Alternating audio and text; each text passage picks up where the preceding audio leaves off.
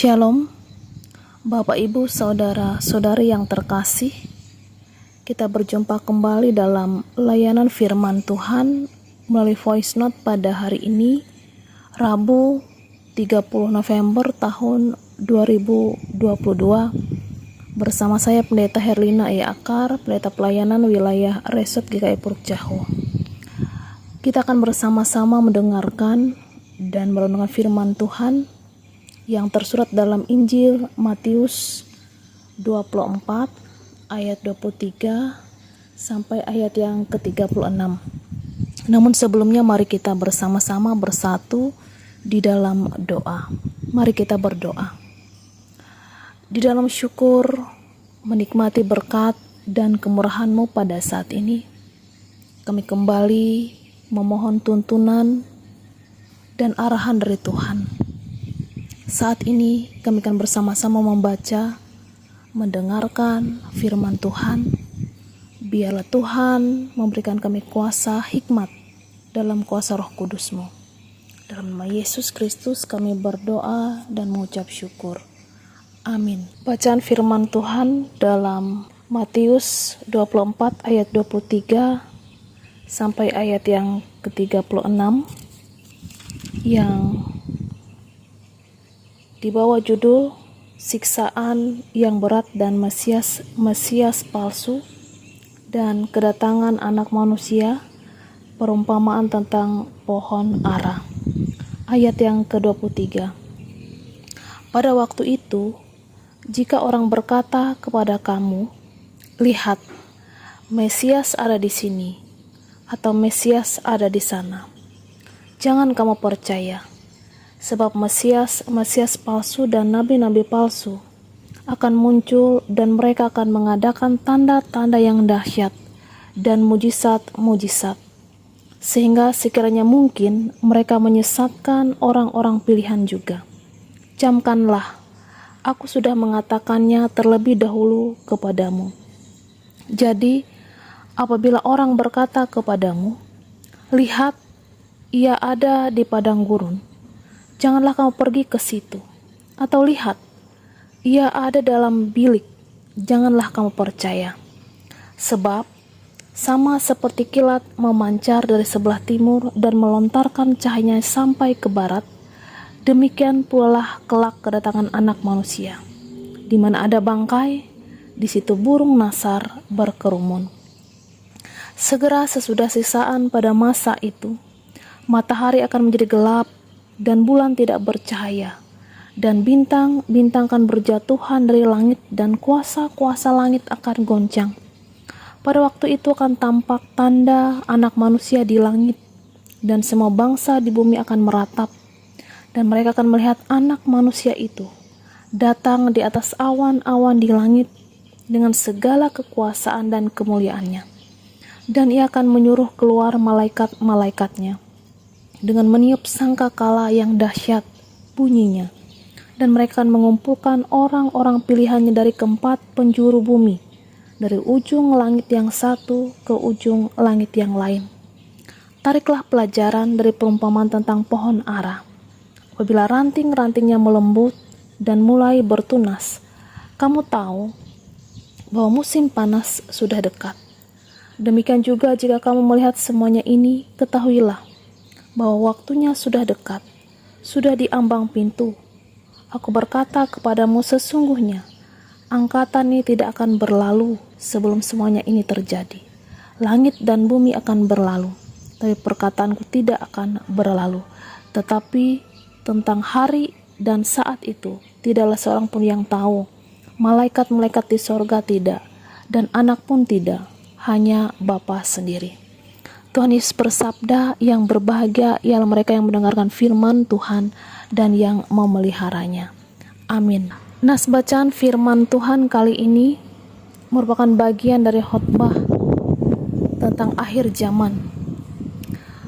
Alkitab sedang menggambarkan kepada kita tentang tanda-tanda pada akhir zaman. Bagi orang percaya, Kristus akan datang seperti seorang pencuri yang datang pada waktu malam dan merupakan hal yang mengejutkan. Tapi bagi orang yang percaya, pada saat itu juga Yesus datang. Ia adalah sebagai mempelai laki-laki yang mengangkut dan menjemput mereka sebagai mempelai perempuannya untuk masuk pesta perkawinan anak domba. Sedangkan bagi orang dunia, berita tentang kedatangan Yesus atau berita kiamat adalah suatu berita yang sangat menakutkan. Tapi bagi orang yang percaya, ini adalah sesuatu yang membuat sukacita, karena kita akan berjumpa dengan Yesus muka dengan muka.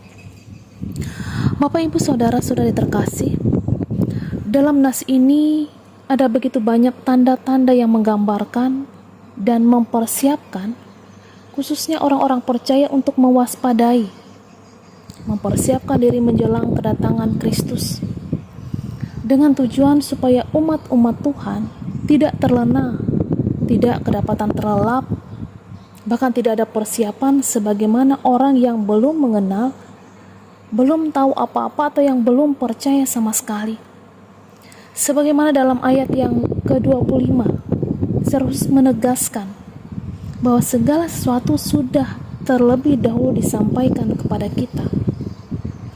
Bapak, Ibu, Saudara-saudari terkasih, yang menjadi perenungan bagi kita sebagai orang-orang yang percaya, bagaimana kita mempersiapkan diri kita.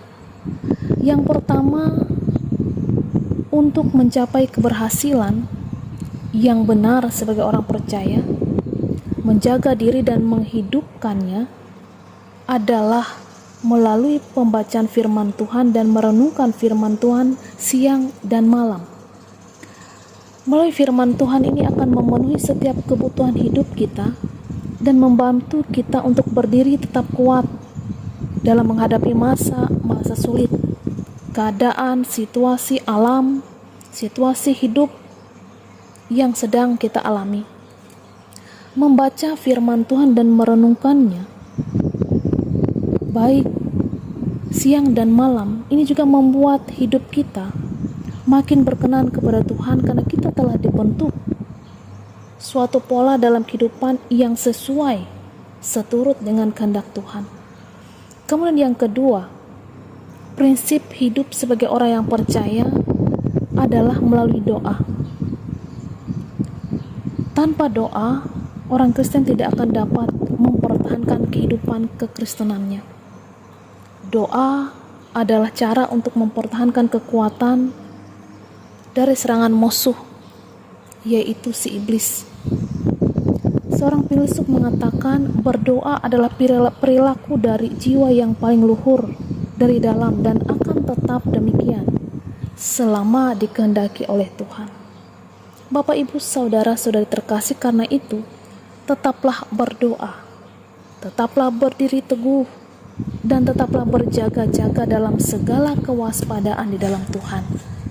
Kiranya melalui kebenaran firman Tuhan saat ini menolong, memberkati, menyertai kehidupan kita untuk tetap percaya, bahkan selalu siap dalam menyambut kedatangan Tuhan. Tuhan Yesus memberkati kita. Amin. Mari kita bersama-sama bersatu dalam doa. Tuhan Yesus, kami bersyukur atas sabda firman-Mu yang kembali menjadi santapan bagi rohani bagi kami saat ini. Berkati kami dalam setiap rencana pekerjaan kami dalam sepanjang hari ini. Demikian juga kan kebenaran firman-Mu yang boleh ditaburkan, kiranya menjadi kekuatan, menjadi berkat bagi kami sekalian. Berilah kami kekuatan iman, kesehatan jasmani yang terus berimbang dalam kami menjalani kehidupan dan melakukan kehendak Tuhan. Saat ini kami berdoa bagi seluruh jemaat di Tumbang, Bau, atau Bangaat, dalam setiap persekutuan, dalam setiap kehidupan berjemaat di jemaat ini. Berkati setiap kehidupan keluarga, rumah tangga tiap-tiap jemaat ini. Berkati usaha, pekerjaan ladang, kebun, bahkan kehidupan keluarga dan rumah tangga mereka. Biarlah berkat-berkat Tuhan tercurah dalam segala sesuatunya, sehingga mereka senantiasa bersyukur, senantiasa hidup berkenan kepada Tuhan. Demikian juga Tuhan untuk setiap pelayan-pelayan-Mu yang telah Engkau percayakan melayani di jemaat ini. Engkau pelihara mereka dalam kekuatan dan kesehatan. Terima kasih Tuhan Yesus.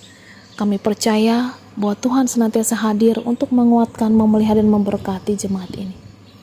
Terima kasih Bapa. Kami juga serahkan kembali seluruh kehidupan kami pada saat ini. Dalam setiap rencana, tugas, pelayanan, pekerjaan kami masing-masing. Dalam anugerah-Mu, kami dimampukan melakukan segala sesuatunya. Inilah doa dan ucapan syukur kami, yang kami bawa dalam nama Yesus, yang mengajarkan kami berdoa. Bapa kami yang di sorga, dikuduskanlah nama-Mu. Datanglah kerajaan-Mu. Jadilah kehendak-Mu di bumi seperti di sorga. Berikanlah kami pada hari ini makan kami yang secukupnya. Dan ampuni kami akan kesalahan kami, seperti kami juga mengampuni orang bersalah kepada kami. Dan janganlah membawa kami ke dalam pencobaan, tapi lepaskanlah kami daripada yang jahat. Karena Engkau yang punya kerajaan, kuasa, dan kemuliaan sampai selama-lamanya. Amin. Tuhan Yesus memberkati kita. Tuhan memberkati engkau dan melindungi engkau. Tuhan menyinari engkau dengan wajah-Nya dan memberi engkau kasih karunia. Tuhan menghadapkan wajah-Nya kepadamu dan memberi engkau damai sejahtera. Amin.